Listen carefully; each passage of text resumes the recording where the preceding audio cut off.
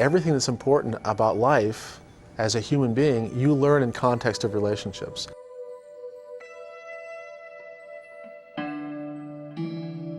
We need somebody that we can trust, that we can hold on to, who walks with us hand in hand through the whole deal. Brain research gives us the new lens in which to begin to look at children's behavior and the meaning of their behavior in a completely different way. They'd found that if you took a little rat pup and you held it, a human being held it for a very brief period of time, which was stressful to the rat, and put the rat pup back in the litter with the mother, let the rat grow up, and then looked at its brain, it was different than animals that hadn't been handled. Early in life, many of these connections in the brain, what are called synapses, develop based on genetics, but also based on how experiences occur. And then throughout childhood, the changes in the brain that occur in an interaction between genes and the experiences kids have.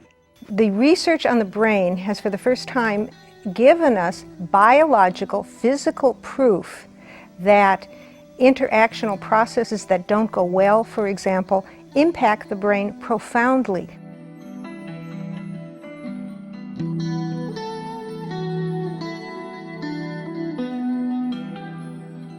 If the brainstem, for whatever reason, has some insult during development, it could be alcohol exposure in utero, it could be cigarette smoking, it could be prenatal exposure to drug, or it could be significant distress in the caregiver. For whatever reason, if the brainstem is poorly organized and overreactive and dysynchronous, the baby's born, and very often they will have what we call a state regulation problem. They are hard to soothe, you can't quiet them down very well, it's hard to engage them, and it makes the caregivers feel overwhelmed. They can't calm the child down very well, the child stays all stirred up, and instead of having this smooth, synchronous interaction, you have kind of this bad fit. When a pregnant mother is under constant stress, she might just be stressed at the office, but her brain and her body and her developing baby's brain don't know the difference between that and that there are predators in the environment. So we're seeing babies being born that are hyperreactive. Why? Mom's under stress during her whole pregnancy, either through work or through being unsupported by her community, by her partner, by her family, whatever. So we have this baby born that's already hyperreactive. The attachment bond between the parent and the child is really the carrier of all development, and the regulation that a mother provides, the soothing that the mother gives to the baby, the calming of the baby's nervous system. If she can do that well, the baby's nervous system will learn how to regulate itself. If she cannot do that, if she herself is all unregulated, if she is sick, if she's in marital discord, if she's depressed, she cannot attend adequately to her baby to where the baby feels like there's somebody there watching out for him or her, then the baby goes into these heightened states of hyperarousal and dysregulation, and the body, the template of that, is being set. Attachment relationships where the parent is sensitive to the child's inner state lead the child to have a brain that becomes very integrated and a mind that is very coherent. What our bodies want for best development is relationship. Every neuron in our brain develops most optimally through a loving relationship. The most important pivotal experience in a child's life is that a caregiver and a child have a falling in love experience. And that experience of joy is invigorating to the body on all fronts, and is essential to being able to develop the capacity to care, to be able to develop the capacity to love, and to have empathy for other human beings, and to be able to have moral conscience. Relationships are the absolute heart of humanity, and we are neurobiologically designed to be in relationships. We are neurobiologically designed to be able to read and respond to other people, and we're neurobiologically designed to reach out and seek relationships with other people. And when we have these opportunities to form healthy relationships with family, with neighbors, with coworkers, with members of the community, we're healthy. And when we don't have those opportunities, we literally are physiologically at risk.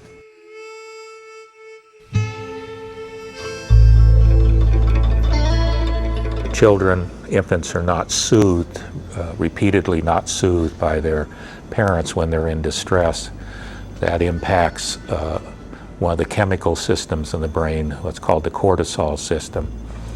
And cortisol is a natural neurohormone for calming arousal down, calming distress down. And if an infant's not soothed, then they increase their cortisol levels to try to make up for the lack of soothing by the parents, self-soothing. And then because high levels of cortisol are dangerous to brain tissue, it resets the thermostat. And that as a result of that, through the rest of their life until recently, we thought it was permanent, the thermostat is set so that they have less cortisol and less capability of handling distress. So they're more prone to getting upset, more prone to staying upset once they get upset.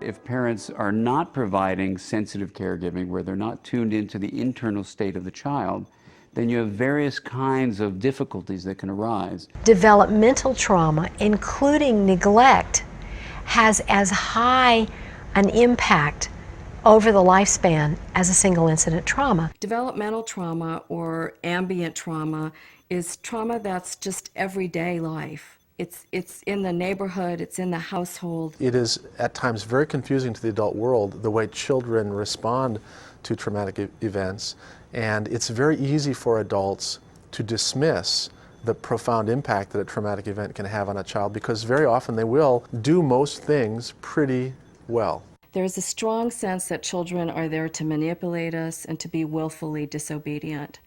And instead of really understanding the child from the child's point of view, I think we've imposed something from the outside, almost adult characteristics onto children. One of the single most important understandings that parents can have is to realize that trauma creates fear in children, and anger has an underlying element of fear. And so instead of focusing just on the anger, we can address the fear in children and calm and soothe the fear that will make the anger go away, rather than just focusing on the anger. Children who've experienced some type of trauma often have symptoms of ADD. These difficult behaviors are really stress responses, and it's up to us to figure out what is causing these stress responses. And there's several different pathways that they can show us that they're distressed. The first stress response is a hypersensitive, hyperreactive stress response. And these infants cry a lot, are inconsolable. When they become toddlers, they may go into rapid temper tantrums and be very volatile. A second stress response are infants who are hypervigilant. These infants will have very wide eyes and will be very vigilantly looking, and you can see that there's an anxiety in their muscle tone and in how they carry themselves, and that they're scanning the environment. A toddler may be overly clingy or overly withdrawn. A third stress response would be very shut down and tuned out. These children, again, may be misunderstood as a good, easy baby.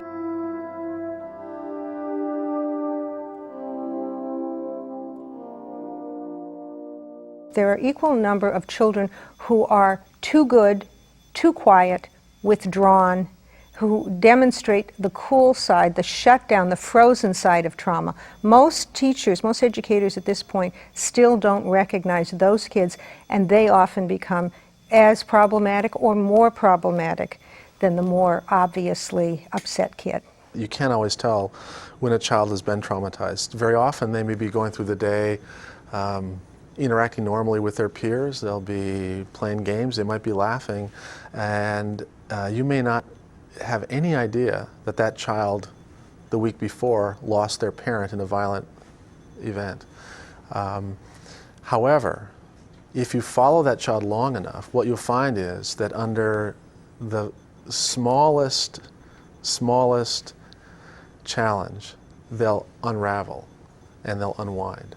And it's not always predictable. They may handle one situation very well and then completely collapse in something that seems pretty minor.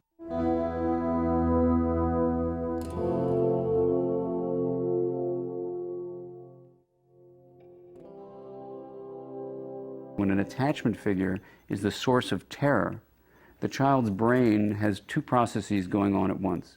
One is the inborn attachment system, which says, I'm in a state of alarm, I need to go to my attachment figure for soothing.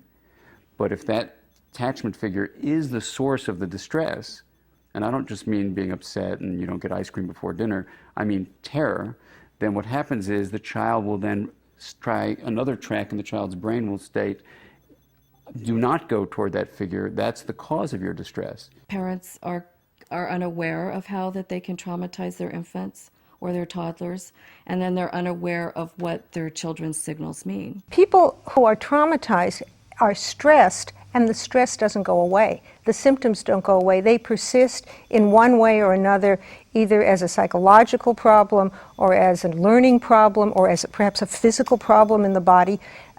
For years and years and years, they never disappear. They come, they go, but they're always back again. That's trauma. That's stress at the level of trauma. 98% of parents who have children who have been traumatized have also been traumatized themselves. So healing the parent's trauma first allows them to create an environment for the healing of their child's trauma. If you really want to understand how a child is functioning in the present, you need to understand their personal history. Because the brain, more than anything, is an historical organ. It stores experiences. So if you understand the personal experiences of the child, you will understand a lot about how different systems in the brain are organized. We look at the whole person, we look at their whole history, and we look at their development. We look at what's happened in their body, in their life, in their social structure. We look at all the aspects of their life, and then we determine where to go from there. One of the most important factors in a good developmental history is getting some understanding and some insights about the child-rearing beliefs and practices of their caregiver, which you can usually get by asking them about their family and the way they were raised. We have to work with parents who can feel good enough about themselves so that they can allow their children to feel good enough, and there won't be the kind of abuse. It is essential to treat the entire family when healing trauma in children. Without healing the trauma of the family and creating awareness for the family, you can't heal the child. It's a parent's own self-understanding that is so crucial for the quality of the relationship with the child.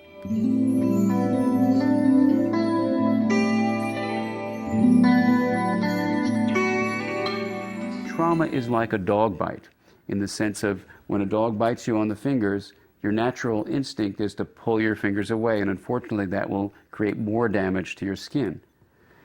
What really you need to do if a dog bites you in the hand is thrust your hand into the dog's mouth, which makes the dog gag. Now, I know it's very graphic, but it's the same thing with trauma. Parents need to know it's important to go into the trauma, into the mouth of the trauma with your mind and with the relationship, so that it doesn't dig its teeth in and yank the flesh of your soul away. First of all, we have to get our children and our infants back into a condition of safety. That may be that they need contact with a safe relationship, that maybe they have had a disruption and they need to maybe not go to school that day and spend time with mommy, and maybe mommy needs to not go to work and just spend time with her child. So they need to get to regain a sense of safety if in fact that has been their baseline. One of the ways we help infants and children regain a sense of safety is to start to become what I call a sensory detective. We need to start becoming really aware of what sensations are reminders of that traumatic event, and they could be sounds, they could be tastes, they could be something visual, they could be a particular movement, a particular touch. And we're going to reintroduce a sensation that has been very traumatic or that triggers a traumatic memory. We want to be very clear that we give the right dose that the child or infant can handle. So it's going to have to be very small increments of helping them be able to experience that sensation, recover from that sensation, get back into safety, and then slowly go back and forth between a sense of fear, feeling out of control, and then being able to get back in control and safety. And the fourth is to increase the child's surround of sensory comfort so that beyond the caregiver, there can be many arenas of sensory comfort that the child or infant can surround themselves with, whether it's music or a particular touch of a blanket or a particular toy that they hold that they feel safe with. The next phase, though, is to tell the story of the experience, to make a narrative of it, so that other parts of the mind, and the brain, if you will, the left hemisphere, can join in the process of making sense. It also involves the verbal aspect of the creation of a story from before the trauma happened, what happened at the time the trauma began, what were the elements of the experience of the trauma, what was the most frightening part, how did the trauma resolve, what surprised them, what they didn't expect, what their body felt like, what it felt like in their body, what it felt like in their emotions. Can they tell us what those emotions are? Can they get pictures and put together the story? What the narrative experience tells us is that what's shareable is bearable. And so when a person can bring it out and share it with another, then it becomes more bearable than keeping it to yourself. A lot of the trauma that has happened to children happened before they were verbal. There's no way we're going to work with that verbally. We have to get into their senses. With infants and young children who are preverbal, there is still a way that parents can communicate to the child that they are understanding their child's distress and the importance of that. And they can communicate the story and the narrative of understanding, I understand what happened to you, even though the child may not completely understand the language of it. They will understand the tone of voice, they will understand the rhythm and the rate in which that's communicated. Half of our brains, our right half, can only speak the language of the nonverbal. And the nonverbal includes eye contact, then there's facial expression, tone of voice, posture, gestures, and timing and intensity of response. Those nonverbal signals can be taught to parents, and they can use them to understand what's going on with other people, and especially what's going on with young children.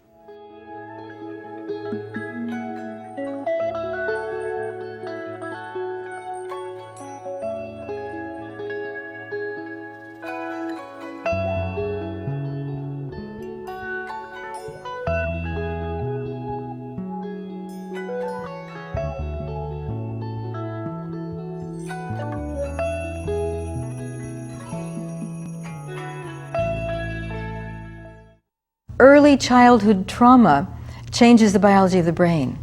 Well, early childhood support also changes the biology of the brain. What studies of resilience show that even when children have insecure attachments in the home, if they've had at least one secure attachment with a daycare provider, a preschool teacher, or another adult in their lives, then that makes a huge difference for them having the seed of resilience. They may still have difficulties, but because they've had that one secure relationship, that relationship where they felt that another individual, another adult knows them and feels what's going on inside of them, those kids have the potential to do very well in the future. We can see imaging today of before and after trauma and see what happens in the brain, and we can also see repair that happens in the brain when our interventions have been successful. What makes children get better following a trauma is connection to other human beings who are present, who are patient, who are kind, who are sensitive, and they don't need to be necessarily psychologically insightful. They don't need to know anything about trauma.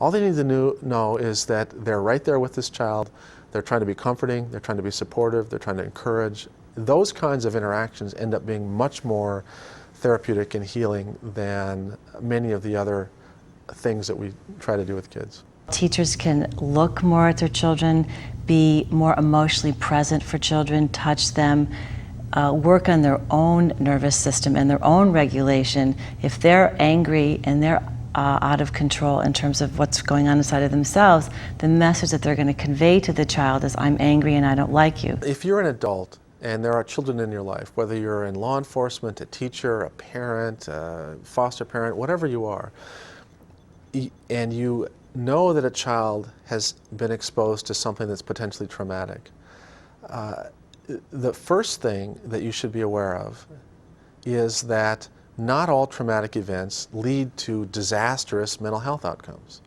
In fact, the vast majority of children that are traumatized actually do pretty well, but they do need your attention, they do need your kind support, and they do need your awareness about what are warning signs that would tell you to actually take the next step and try to get some professional help. It's up to us. We can't wait for a they to do this spreading of the message that we can do something about it, that children, especially young children, have the most possibility for health and plasticity, for overcoming these early traumas if we as a community, a large community, support them. We have permission now to meet children's needs. We have permission now from neuroscience to give children what they need, and to me that is so exciting. If there was one place I would like to start with individuals as well as our society trying to make a difference, to really stop the cross-generational passage of trauma and of insecure attachment, it would be for parents to start a process of self-understanding. It basically costs nothing except the time and emotion that it takes for parents to begin on that process. And we all can do it. And the people who benefit most, besides ourselves, are our children. We're spending literally 95% of our public dollars to change the brain, because that's what mental health is. That's what public education is. That's what juvenile justice intervention is. All of these are trying to change the brain. And we're spending almost nothing in the first 5 years of life when the brain is easiest to modify. And it takes the least amount of professional input, the least amount of insight. It takes just high-quality caregiving. It's us, not they. It's each one of us doing it now, not later, but now.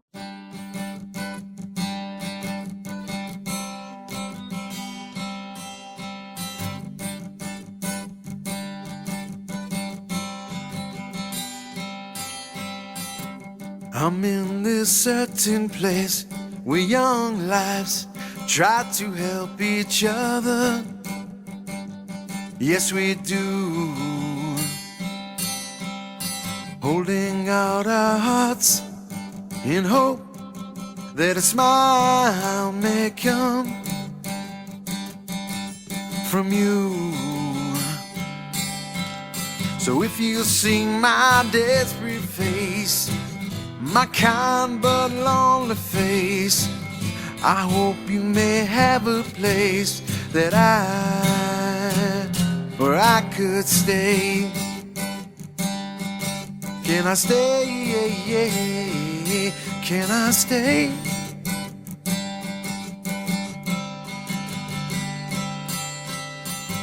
There is a time and place where everyone needs a little help.